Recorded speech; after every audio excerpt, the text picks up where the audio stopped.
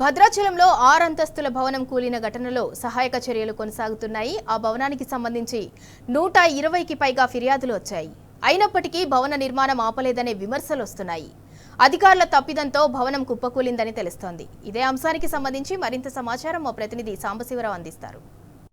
భద్రాచలంలో కూలిపోయినటువంటి 6 అంతస్తుల భవనం దగ్గర మనం ఉన్నాం. ఇక్కడ సహాయ చర్యలు కొనసాగుతున్నాయి. ఈ బిల్డింగ్ యొక్క లోపభూయిష్టమైన నిర్మాణం ఎట్లా ఉందో మీకు చూపించడానికి ప్రయత్నం చేస్తాను. వైబ్రేటర్తో బిల్డింగ్ శిథిలాలను తొలగించేటువంటి ప్రయత్నం చేస్తున్నారు.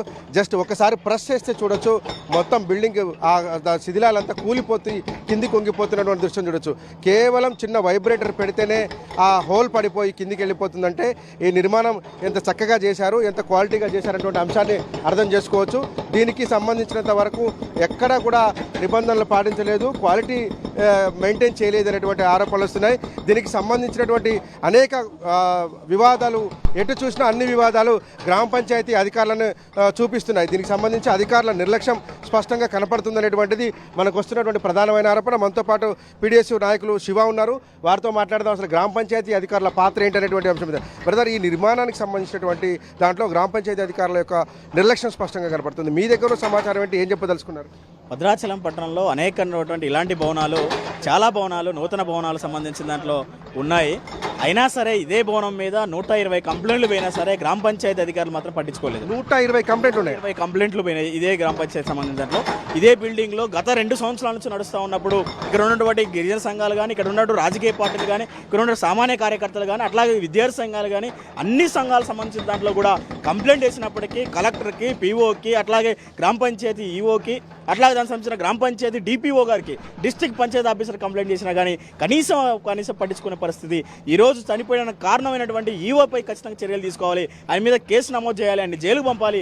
ఎందుకంటే గతంలో అన్ని పార్టీలు భద్రాచలం పట్టణంలో ఉన్నటువంటి అన్ని బహుళంతస్తుల మీద ఖచ్చితంగా పూర్తిస్థాయి విచారణ చేసి నాశరకం ఉన్నటువంటి బిల్డింగ్ని డిమాలింగ్ చేయాలని చెప్పేసి కూడా అనేక సందర్భాలు చెప్పినప్పుడు కూడా పట్టించుకోకుండా వ్యవహరిస్తున్నటువంటి పరిస్థితి.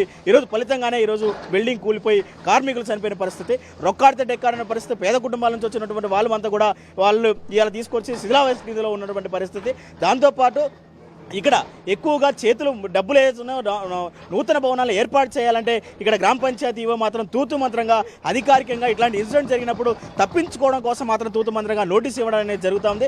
ఆ నోటీసుని అడ్డం పెట్టుకొని పైస్థాయి అధికారులని మ్యాన్ పెండింగ్ చేసి పైస్థాయి అధికారులని కనీసం తప్పుదో పట్టించి ఈయన ఆర్థిక సౌలభ్యాల కోసం చేస్తున్నటువంటి విధానాలు ఈరోజు ఫలితంగానే ఈరోజు బిల్డింగ్ కూలిపోయింది. ఆర్థికమైనటువంటి డబ్బుల మీద ఉన్నటువంటి శ్రద్ధ పేద ప్రజల మీద మాత్రమే లేదనేటువంటి పరిస్థితి కనబడతా ఉంది. కాబట్టి దీనికి సంబంధించినటువంటి అధికారుల మీద వెంటనే చర్యలు తీసుకోవాలి. గ్రామ పంచాయతీ ఈఓ మీద ఖచ్చితంగా ఆయన జైలుకు పంపాలి. దాంతోపాటు ఈ కుటుంబాలు ఎవరైతే ఉన్నారో వాళ్ళందరికీ ఎక్స్క్యూజ్ ప్రకటించి వాళ్ళ కుటుంబంలో ఒక ఉద్యోగం కల్పించాలని చెప్పేసి పీడీఎస్గా ఎమ్మెల్యే పార్టీగా మేము డిమాండ్ చేస్తూ ఉన్నాం. Thank you so much Shiva. ఒకసారి బిల్డింగ్ యొక్క నిర్మాణాన్ని పరిశీలించేటువంటి ప్రయత్నం చేద్దాం. కేవలం ఇట్లా కుప్పకూలినటువంటి కారణంగానే మొత్తం చల్లా చెదిరిపోయి నుజ్జునైపోయినటువంటి ఆ స్లాబ్ను చూస్తున్నాం. అంటే దీంట్లో నాసిరకమైన మెటీరియల్ వాడి ఉంటారు, సరి అయినటువంటి క్వాంటిటీలో ఐరన్ అంటే స్టీల్ వాడలేదు అనేటువంటిది కూడా టెక్నికల్గా మనకు వస్తున్నటువంటి అంశం. లక్షల రూపాయలు చేతులు మారి ఉంటుందని చెప్తా ఉన్నారు. దాంతోనే ఈ బిల్డింగ్లో నిర్మాణంలో ఉన్నటువంటి లోపాలను సవరించకుండా గ్రామ పంచాయతీ అధికారులు చేపట్టారనేటువంటిది కూడా చెప్తా ఉన్నారు. చిన్నగా వైబ్రేటర్ పెట్టి ఇట్లా అంటేనే కూలిపోతున్నటువంటి ఈ బిల్డింగ్ నిజంగానే కన్స్ట్రక్షన్ పూర్తయి 6 అంతస్తుల్లో కనుక ప్రజలు స్టే చేసి ఉండి, అంటే భద్రాచలం వచ్చేటువంటి భక్తులు కనుక స్టే చేసి ఉంటే 6 అంతస్తుల్లో దాదాపు 100 మంది వరకు స్టే చేసేటువంటి ఆస్కారం ఉంటుంది. దాదాపు 40-50 రూమ్లు వస్తే కనుక రూమ్కి 4 వేసుకున్నా కానీ దగ్గర 80 నుంచి 100 మంది ఉండేటువంటి ఒక ఆస్కారం ఉండేది. అప్పుడు కనుక ఈ బిల్డింగ్ కూలి ఉంటే ఇంత పెద్ద ప్రాణ నష్టానికి ఎవరు బాధ్యత వహిస్తారు? ఇంత దారుణమైనటువంటి డీవియేషన్ జరుగుతున్నా, ఉల్లంఘనలు జరుగుతున్నా పట్టించుకోవడం లేదంటే గ్రామ పంచాయతీ అధికారుల చేతులు ఎంత పెద్ద ఎత్తున తడుస్తున్నాయనేటువంటి అంశాన్ని అర్థం చేసుకోవచ్చు. అదే కాకుండా భద్రాచలంలో 2500 నిర్మాణాలు, గృహ నిర్మాణాలు, బహుళంతస్తుల నిర్మాణాలు ఉంటే అందులో కేవలం 13 అంటే 13 వాటికి మాత్రమే అనుమతులు ఉన్నాయి, మిగిలినటువంటి వాటికి అనుమతులు లేవు అనేటువంటి విషయం తెలిస్తే వాళ్ళు గగురు పొడుస్తూ ఉంది. ఇంత దారుణమైనటువంటి స్థితిలో ఇంత భద్రాచలం పట్టణాన్ని నిర్మిస్తున్నారనేటువంటి చెప్తున్నారు. 250 నుంచి 300 భవనాలు బహుళ అంతస్తుల భవనాలను నిర్మిస్తున్నారని కూడా చెప్తున్నారు. వీటన్నిటి వెనక కూడా రాజకీయ ప్రేరేపితమైనటువంటి ఫోర్స్ పనిచేస్తూ ఉంది. అట్లాగే అన్నిటికీ మించి ధనం మూలం ఇదం జగత్ అన్నట్టుగా భద్రాచలం ఉన్నటువంటి గ్రామ పంచాయతీ అధికారులకు చేతులు తడిపితే చాలు, ఎలాంటి నిర్మాణమైనా నాణ్యత లేకపోయినా నిబంధనలను తొంగలో తొక్కుతూ అయినా సరే నిర్మించుకోవచ్చు అన్నట్టు ఈ ఘటన మనకు ప్రూవ్ చేస్తూ ఉంది. ఈ ఘటనలో ప్రాణాలు కోల్పోయినటువంటి పేద ప్రజలకు ₹1 కోటి పరిహారం ఇవ్వాలని ఆదివాసీ గిరిజన సంఘాలు, విద్యార్థి సంఘాలతో పాటు ఎవరైతే చనిపోయినా వారి కుటుంబ సభ్యులు డిమాండ్ చేస్తున్నారు.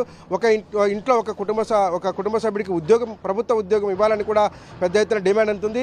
ఇప్పుడు సహాయ చర్యల్లో పాల్గొంటున్నటువంటి అధికారులు ఆ రోజు అటెండర్ నుంచి మొదలు పెడితే జిల్లా కలెక్టర్ వరకు కూడా ఫిర్యాదులు అందించామని చెప్తున్నారు.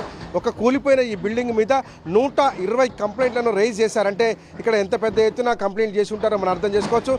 కాబట్టి ఇప్పటికైనా సహాయ చర్యలు పూర్తి చేయడంతో పాటు ఇక్కడ విగత జీవులుగా మారినటువంటి వారికి ₹1 కోటి సాయం అందించాలని, ఎక్స్గ్రేషియా ఇవ్వాలని కూడా ఆదివాసీ గిరిజన సంఘాలు డిమాండ్ చేస్తూ ఉన్నాయి.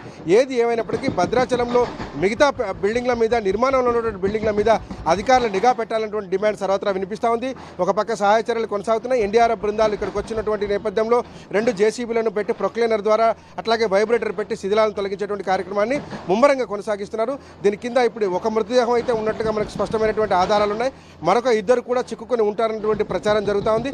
ఏదైనప్పుడు కూడా మరి కాసేపట్లోనే దీనికి సంబంధించినటువంటి శిథిలాల తొలగింపు ప్రక్రియ దాదాపు కొలిక్కొచ్చుతుంది. ఎంతమంది చనిపోయారనేటువంటి విషయం అప్పుడు ఒక క్లారిటీ వచ్చేటువంటి అవకాశం కనపడుతుంది.